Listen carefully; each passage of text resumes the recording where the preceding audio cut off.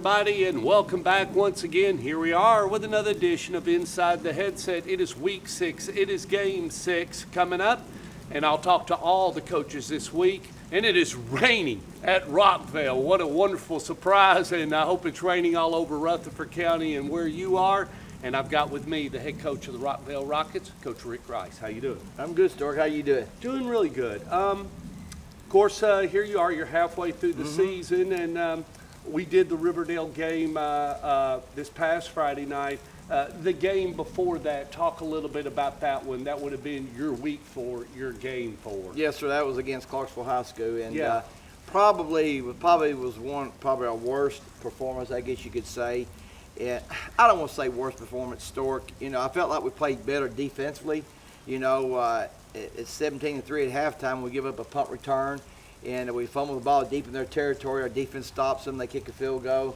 So actually, you know, defense gives up 7 points the first half. So that was a really good positive, you know, from that aspect, because we haven't played well defensively. You know, we haven't been good at all. I'm just not going to lie. I mean, it's just been really What do you bad think at the times. problem is with that? I mean, just as far as, or how do you grow up with what you got in that area? Well, I think just it's a combination of, like I said before, Stuart, just being young and finally getting the guys, maybe some of them in the right spots. Yes. That helps quite a bit. Going from good to great. There's a book about that. It talks about, you can have everybody on the bus, but now I got to get them in the right seat. Yeah, exactly. And then the other thing, probably we really, even though things have been simple, we really simplified some things, the Clarksville weekend, and I think that helped us. Now, the third quarter, let me say this, at halftime, I was just looking at my kids, because the bunch we playing, they were very big. I wouldn't say they were really physical from an offensive standpoint. They just had guys that could run, but defensively they hit us a little bit, I'm not going to lie. But at halftime, I was looking at my kids, I said, man, we're spent, because we played so hard, the first half, and I could kind of tell. I didn't know how much we had left in the tank, to go back in the third quarter. But our kids kept fighting. We gave up three really long plays. Bang, bang, bang like that. Next thing you know, Stork gets 31 or 38-3. So, but anyway, overall, it's probably not one of our better performances. Penalty-wise, did you manage? Oh yeah, it was still great there, and they're still giving everything they've got in the third and fourth quarter. And they even though the game is completely out of control, the clock is out of control, they're still going 9 miles an hour. And our kids did. With what they've got left.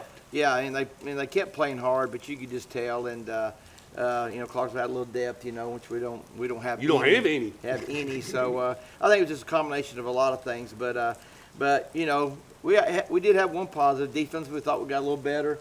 And I think we, at times against Riverdale, the next, we played them Friday night, defensively, as far as the run game stuff, I thought we did decent there. Now, the passing Coach game Edie stuff, talked about that. He thought you did real well we did. as far as, trying to control the run game. Yeah, we did. And not let it a little bit, got pretty good. And, but the Holcomb kid, Jameson, I was very impressed with that young man. He tells had a little bit of coaching with his daddy, Kelly's, but they got us with the pass. But let me just say this, Stork, and it's hats off to Coach Kreisky. It's just one of those games where we were totally outmatched, and he was really good to us. And his main guys played about a quarter and a half, maybe 2 quarters, and after that they were done. And I appreciate him doing that, and he understood. And it might be a situation where he might be in one day, same seat I'm in, So, but he was just so classy about it, and I just want my hats off to him and his coaching staff for doing what they did, because it could have been a lot worse, Stork, if it wanted to be. But he's not that type of guy. His daddy's a long-time high school coach, and Coach Kreisky, old man Kreisky, he's probably been on that side before, So, but anyway, I was just impressed with the way he handled the whole situation, Coach Kreisky and his staff and the administration as well. And another thing, too, is that after the game, after we got through talking to our kids, all of our kids went back on the field, to be with their classmates since, kindergarten, Yeah. And they were all, high-fiving, hugging, and talking.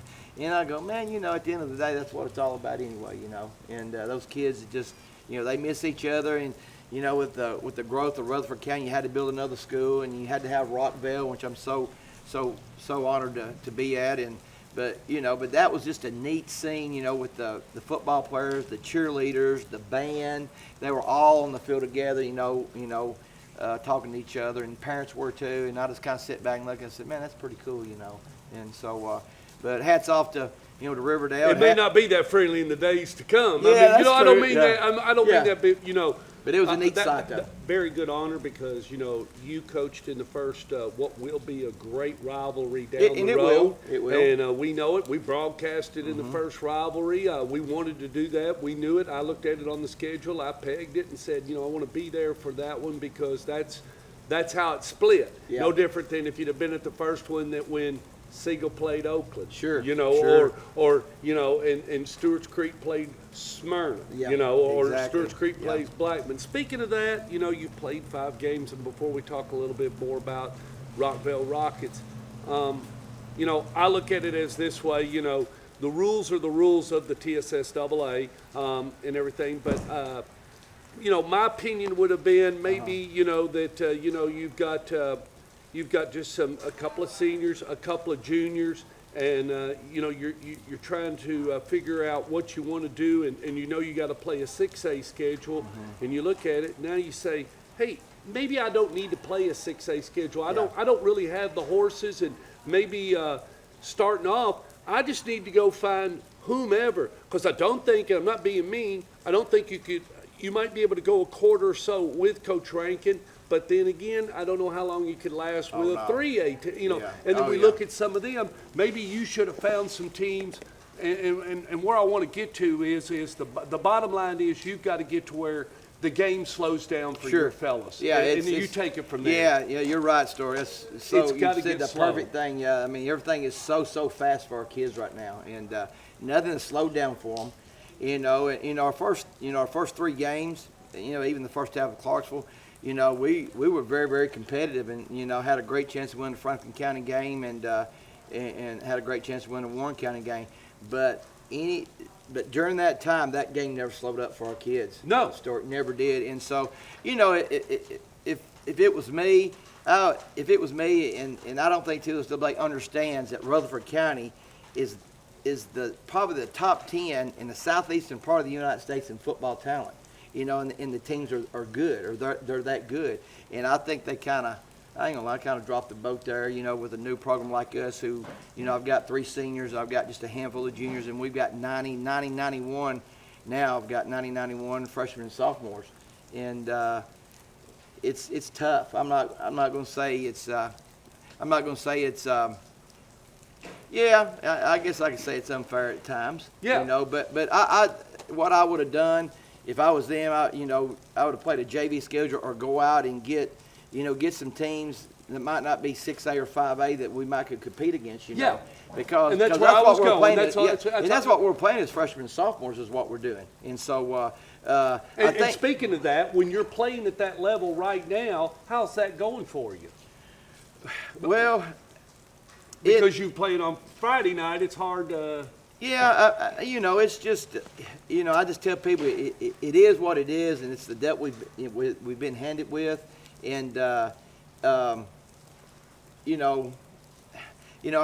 not saying our kids don't need to be playing 6A football on Friday night with just freshmen and sophomores, but I'm gonna tell you what, it's not fun at times. No, it isn't. It's not. I'm not gonna lie about it. And yeah. So. And that's what we want. I mean, that's what this is all about. Yeah, it's about the community, the kids. That's what I'm here for. And I mean, I'd like to try to see if we can't take a look at it or something. Yeah, and maybe they'll do that. And the timing of this school was kind of bad in some ways because the contract started this year. The 2-year contract started this year. Now, if we would like be in the middle of that contract, picked up a half a contract, you might have found some. And then you could have picked up some teams and a ton of JV stuff, and then maybe now the next year, I mean, it wouldn't bother me to be thrown in there with them, next. But you just need a developmental year. You understand what I'm saying, Stork? And you got to remember we didn't have our kids to June 3rd. Didn't really have an off-season program that we were with them together. We didn't. They lifted weights at Riverdale. The coaches do that, and they did a good job. Let me say that. Coach Kreisky and Coach Hartsfield, they were they worked them kids. Just like they They were like theirs. they're their own, yeah. And so, didn't have spring practice. And, I guess the spring practice thing really, really bothered me. Yeah. It really bothered me. I'm going, really? I mean, there's not something we could figure out, work out, or bring those guys down and monitor what we're doing.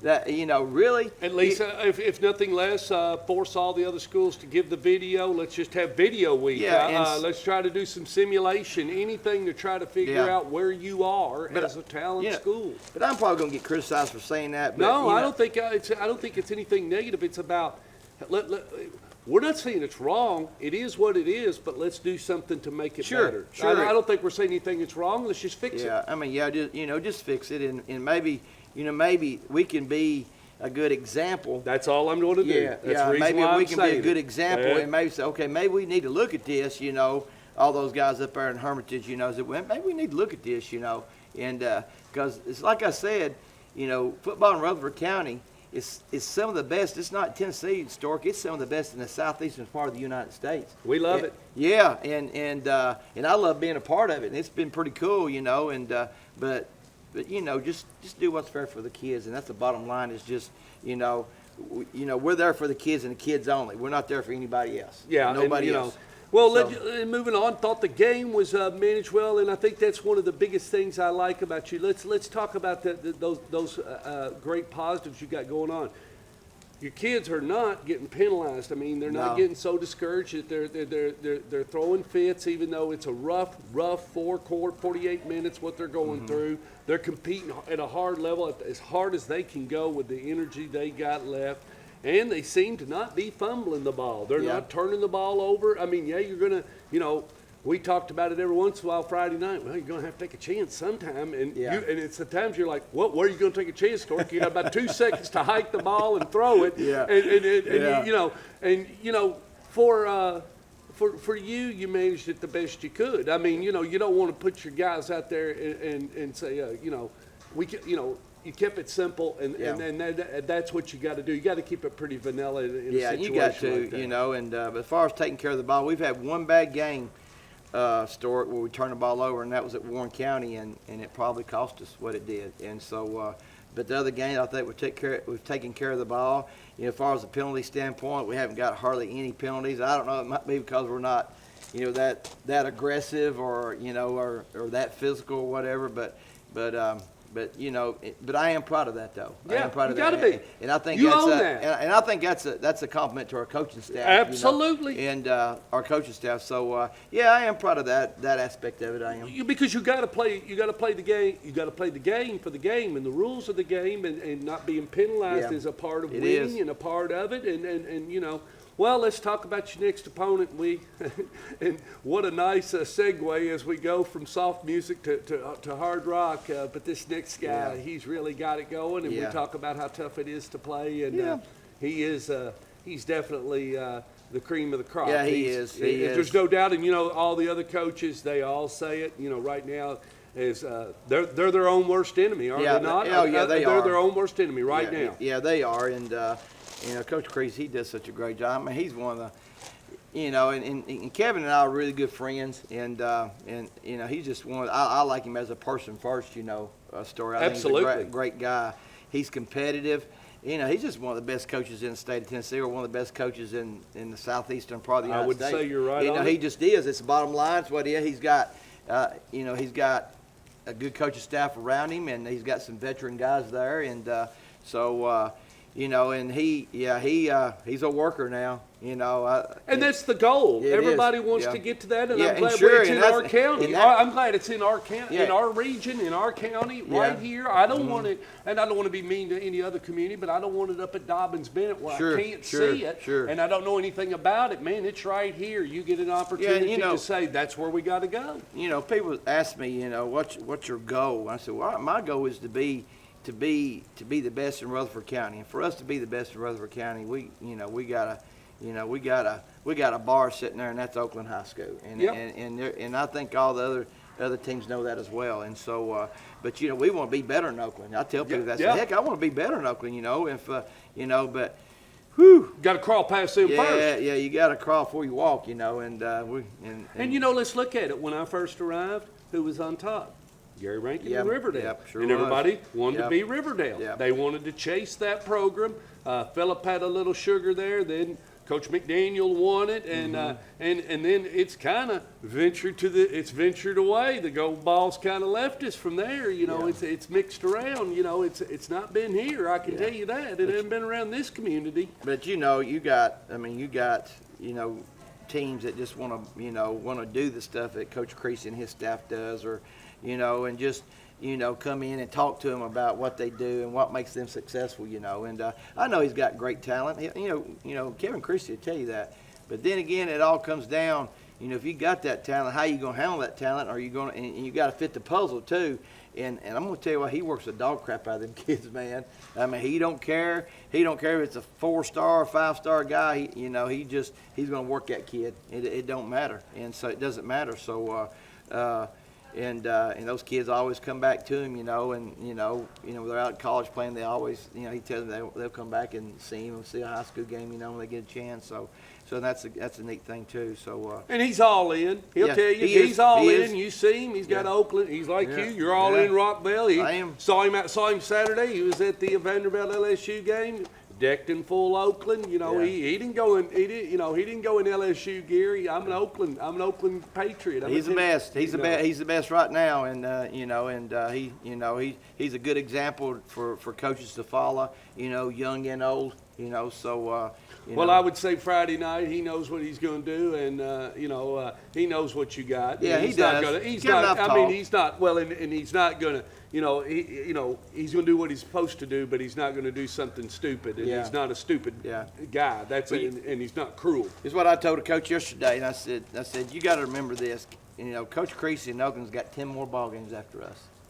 They got a lot more field. They They got a lot of field to play. They got a lot more football to play. So Coach Creasy would be really smart. We're going to talk 3 more times. I'm going to do the final game here. We got a Awesome. fall break. I'm going to do the Siegel Rockville game, but you're just going to try to do whatever you can, throw them out there and tell them to have fun, and That's what we're gonna do. and have a good week of practice and stay healthy. We do want to rebound the gentleman Friday night that. And we were sorry about him, but please inform the fans that went down. He went down on our broadcast and everything. It's Cole Reed. Yeah, he went to the doctor, of course, after the game, and they did X-ray, and it wasn't a break. It looked like a break to me because he had like a dent in his leg, but it was just a really, really, really deep bruise. I mean, he's going to be out for a while. It's not going to be one of these things you got a bruise in your back in a week. Right. It's going to be one of these things where you're probably looking at least probably 3 weeks anyway. But there's no break, and he's a good kid too. He's a hard worker, and he's a good little football player for us. He's sophomore and plays linebacker and fullback for us. So, but he's fine though. He's just got a deep bruise, and he's going to be out for 2 or 3 weeks. Nowacki, his first night. Yeah, Logan. And I'm glad We I love that pronounced kid. his name right. You did. Love that kid. Didn't seem to get scared. He's I know nothing about that kid, Stork. He was when we started camp in June, he was our 6th-string quarterback, and that's how hard he's worked to get to where he's at right now. He just bypassed all the other guys. That's just the fact. He's just bypassed them, and so man, that's what you want to see. I'm telling you, man. Coach Everly loves him. Our quarterbacks coach, Ev, he loves him, and so he managed the game really well, and he did what we told him to do. And I know it was a blowout, but he did what we want him to do, and he handled things really well. And he'll handle things well Friday night, Stork. He just will. It won't faze him a lick. So just proud of him. Well, all righty. Let's get out of here. Patriots and Rockets Friday night. Y'all be there, 7 o'clock.